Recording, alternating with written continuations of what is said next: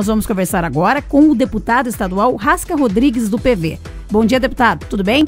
Bom dia, Maré. Bom dia, ouvintes da Rádio T.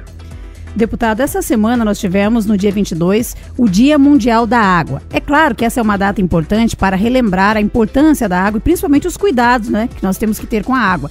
E é claro que essas ações devem ser não apenas no Dia da Água, mas sempre. E o senhor esteve participando do Fórum Mundial da Água, que aconteceu em Brasília, onde vários temas foram tratados, inclusive a questão da escassez da água, O senhor acha que o Brasil está levando a sério essa questão de escassez de água ou ainda precisa avançar muito?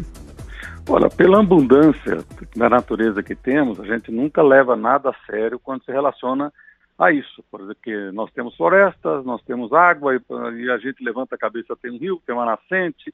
Então, a impressão que dá é que isso nunca será finito, Mas o que a gente tem lido das questões nacionais e internacionais em relação a isso, que no ano 2050, 4 bilhões de pessoas sofrerão por estresse hídrico. Significa que não vai ter água suficiente para que uma pessoa, uma família, possa ter a água necessária para ela. Então, isso é um dado muito estarrecedor.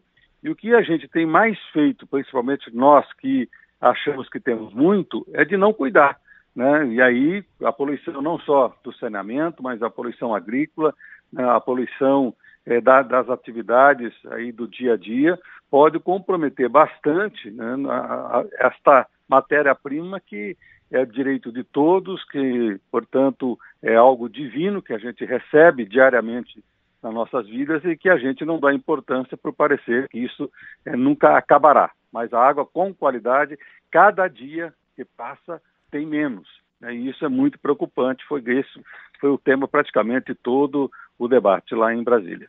Uma das críticas que se ouve dos especialistas é o uso no Brasil da água tratada para finalidade que não precisaria de água potável, como, por exemplo, a lavagem de máquinas, a utilização da água potável que não precisaria nesse caso. Esse é um problema que precisa ser encarado, especialmente agora, nessa crise hídrica? Claro, porque o que acontece? Quando a gente percebe que não está saindo na torneira, aí a gente lembra de tudo aquilo que fizemos, para que a gente não percebesse a sua importância. Então, a gente só vai perceber a importância quando falta na torneira. É lógico que você pode mudar o seu hábito, mas a mudança desse hábito ele é construído no dia a dia. Mesmo tendo água, significa que você pode gastar, porque aí você não cria um comportamento, não pode ser uma coisa sazonal. Nós temos que educar as novas gerações, para que a gente possa ter um comportamento assim, de sustentabilidade, de racionalidade, de captação de água da chuva, porque isso vai criar um modelo civilizatório diferente. O desperdício não cria um padrão. Não é porque eu tenho dinheiro, tenho condição de pagar, então eu tenho e posso jogar água para fora do jeito que eu quiser. Inclusive tratada, que é muito cara. Não é por causa disso.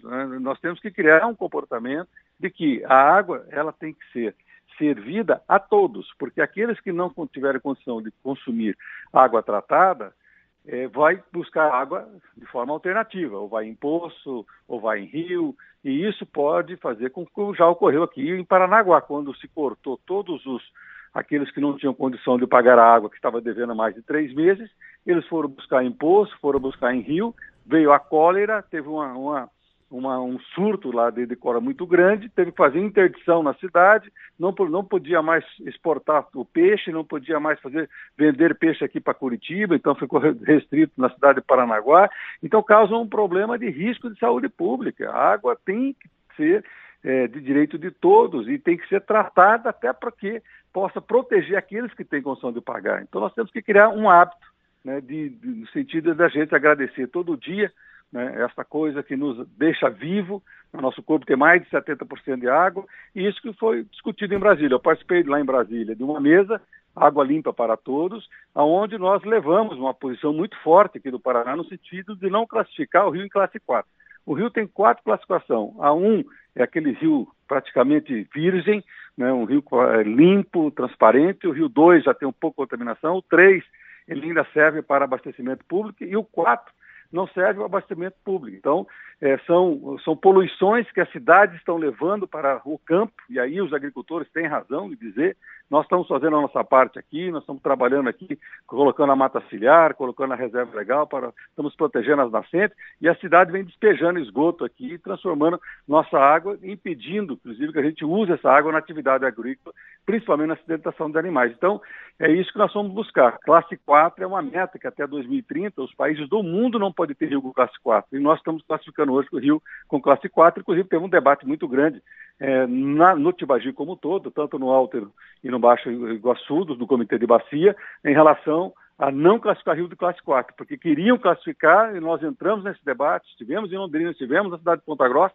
e conseguimos reverter isso, porque a partir do momento que você classifica ele de número menor, você obriga aqueles que utilizam da água a fazer investimento para deixar ele com qualidade. Água com qualidade é emprego, é renda, é indústria se instalando. Água sem qualidade, isso foge tudo e a gente perde. Você está no T-News, edição estadual. Nós estamos conversando com o deputado Rasca Rodrigues, do PV, e o senhor também, é claro, é presidente da Comissão de Meio Ambiente na Assembleia Legislativa do Paraná. E eu quero colocar um outro assunto aqui que envolve o que nós estamos falando, água, que é aquele projeto do deputado Plauto Miró, do DEM, que prevê a redução da área de proteção ambiental da Escarpa Devoniana, que também passa por esse assunto que nós estamos discutindo.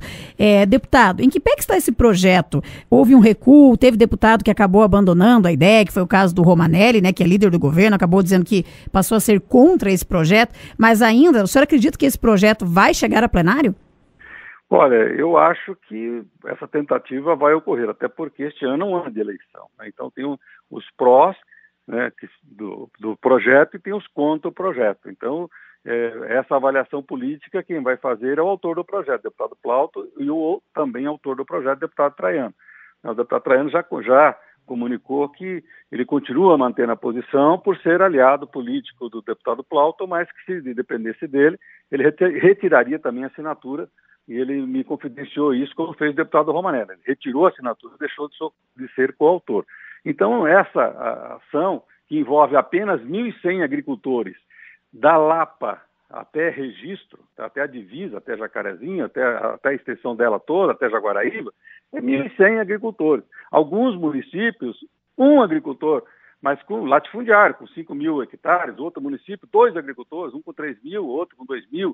Então é uma ação de latifundiários, né, que querem produzir de qualquer jeito, estão na contramão da história, né, de colocar esse tipo de produção de poluidora, né, exatamente numa área extremamente importante, porque é um solo que tem feito com que a água do rio Tibagi tenha qualidade, é um solo que com a sua naturalidade, ele tem filtrado muita poluição que está permitindo a instalação de indústria e gerando infinitos empregos na região dos Campos Gerais. Então, é inegável que tudo que está sendo instalado hoje, que depende da água, né, está fugindo dos grandes centros, das regiões metropolitanas, que estão com os rios poluídos. E eles querem produzir de qualquer jeito. Dizem que não tem muito agrotóxico, mas não são capazes de tomar água aonde se despeja o agrotóxico. Então, não acredito que esse projeto vai ter na Assembleia Legislativa acolhimento, exatamente porque é um ano eleitoral e os deputados das outras regiões já se manifestaram, boa parte deles, contrária a essa iniciativa, porque sabe da importância disso para o nosso Estado. Qual é o maior prejuízo, né, que a redução da APA traz ao meio ambiente? O maior prejuízo é você produzir de qualquer jeito, com quantidades absurdas de agrotóxicos, que mantido a APA, isso deve ser controlado, não é proibido, mas controlado, ele tem um controle. Ninguém está hoje dentro da APA, e só é APA, Área de Proteção Ambiental, só tem essa denominação porque permite o uso, ninguém está impedido de plantar, ninguém está impedido de colher. O que o plano de manejo indica é que tem que plantar com muita prudência ecológica, tem que implantar com quantidades mínimas necessárias e somente necessárias para a produção, tem que usar a transgenia em regiões que não permita a mutação genética tanto dos insetos quanto das plantas. Então é um novo jeito, quer dizer, então, em vez de você fazer uma limonada, aqueles que acham limão, eles querem jogar o limão fora. A produção daqui 20, 30 anos vai ser aquela produção que tem a rastreabilidade, que tenha menos impacto. Hoje, só para você ter uma ideia, a última pesquisa de autismo, na década de 70, era um autista para cada 10 mil nascimentos. Hoje é um autista para cada 68 mil nascimentos. Isso é grave, isso inclusive ligado diretamente ao glifosato. Então, eu não consigo entender por que esses senhores, que não é do engenho, porque se fosse em Minas Gerais seriam senhores do engenho, que estão aí há 300 anos, 200 anos em cima dessa terra, né, não entendo que nós estamos vivendo um outro momento e que o mercado do mundo está exigindo cada vez mais produção de alimento saudável, né, queira plantar dentro de uma área de proteção ambiental, queira diminuir uma área de proteção ambiental que dá toda a sustentação, inclusive da pluviometria desse local, em razão do próprio degrau da escarpa devoniana. Então, é impensável, né? Não querem discutir tecnicamente. Essa é uma posição política, porque tecnicamente eles perdem o debate sempre, como eles perderam nesse plano que eles fizeram aí, que não foi levado em consideração pela Secretaria de Estado do Meio Ambiente, não foi levado em consideração pelo IAP, não foi levado em consideração por ninguém. Inclusive, o grupo que a própria Secretaria do Meio Ambiente montou para estudar esse plano que foi feito pela Fundação ABC, derrotou tecnicamente o plano. Então, eu não consigo entender por que, tecnicamente, querem essa atitude. Então, só consigo entender politicamente, porque é um ano de eleição e isso traz prós, né, para alguma teoria, para alguma tese, né, que isso pode representar, talvez, votos no processo eleitoral. É triste isso, a gente não pensar no estado, né, do Paraná para daqui 20, 30, 40, 50 anos. E tem outra situação também, né? A Polícia Civil abriu um inquérito para investigar a conduta do presidente do Instituto Ambiental do Paraná, o IAP, o Luiz Tarcísio Mossato. Existe uma suspeita de que ele tenha agido para beneficiar agricultores da região dos Campos Gerais nesse estudo, né, realizado para avaliar o impacto da redução da área de proteção ambiental da escarpa devoniana. Essa é uma situação que está já né, em encaminhamento, até porque a própria RT era para 4 municípios, e acabou o estudo envolvendo 12. Então, tem algumas situações, assim, de formalidade administrativas que são questionadas, né? Não há ainda nenhuma comprovação, pelo menos até onde eu tenha lido, em relação a ele, né? Apesar de ter encomendado o estudo, né? Há certa desconfiança de que não existiu a reunião do Conselho Estadual de Meio Ambiente para fazer essas aprovações que acabaram sendo feitas, né? Tem comunicado de que o Conselho Gestor tinha se reunido, me parece que o Conselho Gestor não se reuniu.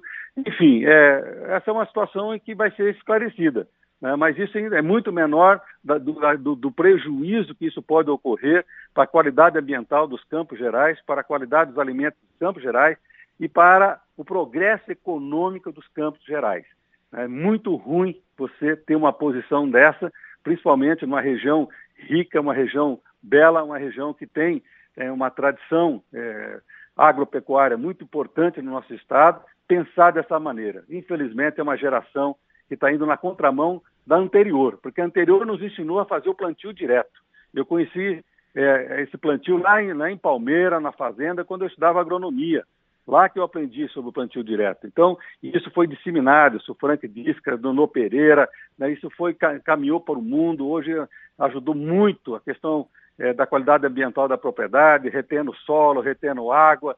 Então, isso tudo foi importante. E agora vem uma geração que eu achava que ia dar um salto, né, para frente, não, vem recuar numa posição retrógrada, querendo produzir alimento, né, com poluição, querendo poluir rio, enquanto que as cidades estão precisando dessa água para que a gente possa ter aí um futuro sustentável e portanto, sem impedir a produção, bem claro isso, sem impedir a produção. Então, nós não conseguimos entender, por isso que não aceitamos esse projeto. Deputado Rasca, para encerrar, eu vou voltar um pouquinho no assunto inicial da nossa entrevista, que se refere à escassez de água, né? O senhor acha que o mundo demorou muito para se dar conta desse problema? Vou dar o exemplo do Brasil. Brasília foi uma cidade planejada e a questão da água não deveria ter sido colocada em um patamar de importância muito antes. Quer dizer, demoramos muito para tomar consciência sobre isso? Exatamente. Eu estava lá. Brasília hoje tem racionamento de água, né? Tudo decorre da gente não ter criado um comportamento anterior. Então, nós trabalhamos com muito desperdício. Por exemplo, o mundo inteiro hoje já está trabalhando com reuso. Tá? Nos planos de bacias não está sendo considerado o reuso. Poxa, o mundo inteiro. Você, por exemplo, na questão dos efluentes do saneamento. Tem ali As flores, para produzir, por exemplo, necessitam de químicos, né? Então, tem aterros em que tem cinturão de flores em volta, né? Por quê? Porque necessita dos metais pesados para fazer a cor da flor.